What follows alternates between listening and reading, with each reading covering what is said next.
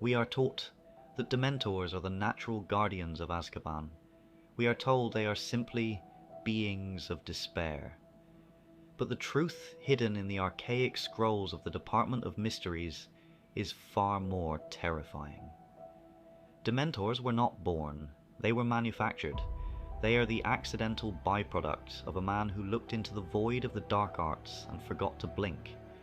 His name was Ekrizdis, and before Azkaban was a prison, it was his laboratory of soul rot. Today, we go beyond the movies, beyond the surface level lore. We are journeying to the 15th century to witness the birth of the first shadow and the dark bargain the Ministry made to keep it contained. In the year 1432, the North Sea was a graveyard for Muggle sailors. Ships would vanish into a localized, unnatural mist, never to be seen again.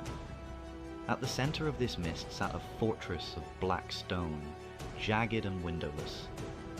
This was the home of Ekrizdis. History remembers him as a sorcerer of immense power but unhinged mind. But what was he actually doing? Records suggest Ekrizdis was obsessed with the boundary between life and the beyond. He didn't want to conquer death like Voldemort. He wanted to harvest it. He used powerful concealment charms to hide his island from the Wizarding Council of the time. For decades, he lured sailors, both Muggle and Wizard, into his halls. He didn't kill them immediately. He kept them in a state of perpetual, agonizing fear. Why? Because Ekrizdis discovered a fundamental law of dark magic. Extreme emotional trauma, when concentrated in a confined space, alters the very fabric of reality. He was attempting to create a living void, a creature that could feed on the happiness of others to sustain its own immortality. But he underestimated the rot. By the time Ekrizdis died in the mid-15th century, the concealment charms faded. When the Ministry investigators finally stepped onto that island, they didn't find a sorcerer. They found a fortress that had become a sentient nightmare. Imagine the scene. The Ministry aurors land on the Black Docks. The air is 40 degrees colder than the sea around it. There is no sound, no birds, no wind. Just the feeling of every good memory you've ever had being sucked out through your pores.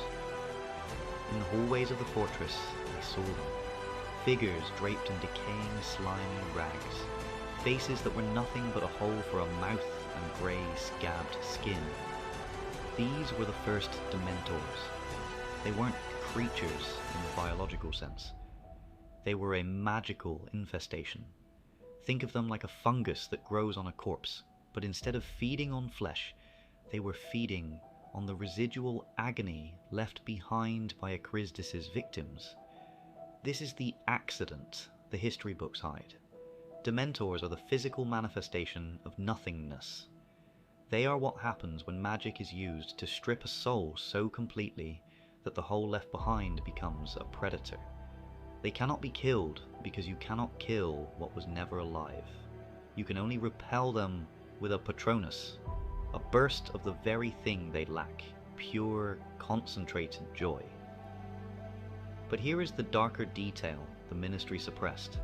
The first Dementors didn't just stay in the fortress, they began to mist.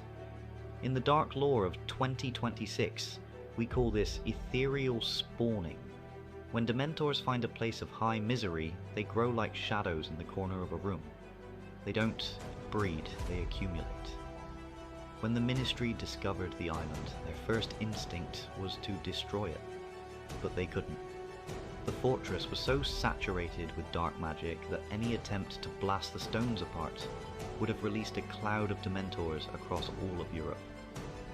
So, the Ministry did something unforgivable. They chose to use them. By 1718, the Minister for Magic, Damocles Raoul, realized that the Dementors were the perfect solution to the wizarding world's growing crime problem. They were guards that required no pay, no sleep, and, most importantly, they could never be bribed. They made a bargain with the shadows. The Ministry would bring the Dementors food in the form of prisoners, and in exchange, the Dementors would stay on the island. This is the true horror of Azkaban. It wasn't built as a prison to rehabilitate people, it was a feeding trough. The Ministry of Magic became the primary supplier for a race of monsters born from the madness of a 15th century serial killer. Every time a prisoner entered those walls, they weren't just serving a sentence. They were being consumed, piece by piece, to keep the accident of Ekrizdis from reaching the mainland. When Voldemort rose to power, the Dementors joined him almost immediately. Why? Because Voldemort promised them more than the Ministry ever could. He promised them a world where misery was the new currency, a world where they could spawn in every alleyway in London. He was fighting the physical echoes of every sailor Ekrizdis had tortured. He was fighting 500 years of accumulated human despair. We often wonder why the wizarding world is so scarred by its past. It's because the past literally haunts them.